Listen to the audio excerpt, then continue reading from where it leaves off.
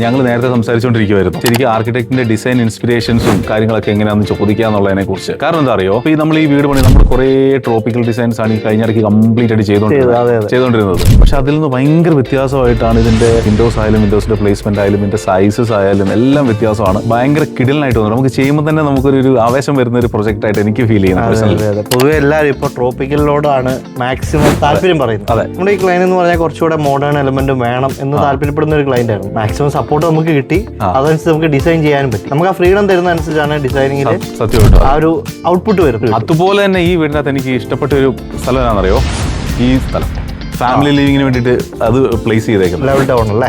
ഈ level down കൊടുത്തേക്കുന്നത് ഭയങ്കര രസമുണ്ട്. കാരണം നമുക്ക് ത്രൂ ഔട്ട് ഒരു ഓപ്പൺ സ്പേസ് ആണ്. ഈവൻ ഡൈനിങ് ആണെങ്കിലും നമുക്ക് അഡ്ജസ്റ്റന്റ് ആയിട്ട് ഡൈനിങ് ദെൻ ഓപ്പൺ കിച്ചൺ എന്ന രീതിയിൽ വരുന്നത്. ആക്സസ് നമ്മുടെ എൽ ഷേപ്പ് ആശ്രയിച്ച് ശരിക്കും പറഞ്ഞ ഒരു വീടിന്റെ സെന്റർ എന്ന രീതിയിൽ ഒരു ഹേർട്ട് സ്പേസ് എന്ന് പറയുന്ന രീതിയിലുള്ള ഒരു ആക്യുറേറ്റ് സ്പേസ് ആണ്. പിന്നെ എനിക്ക് ഇഷ്ടപ്പെട്ട ഒരു കാര്യം എന്ന് വെച്ചിട്ടുണ്ടെങ്കിൽ 2-ലധികം കോർട്ട്യാർഡ് സ്പേസുകൾ കണക്ട് ചെയ്ത് നിൽക്കുന്നുണ്ട്.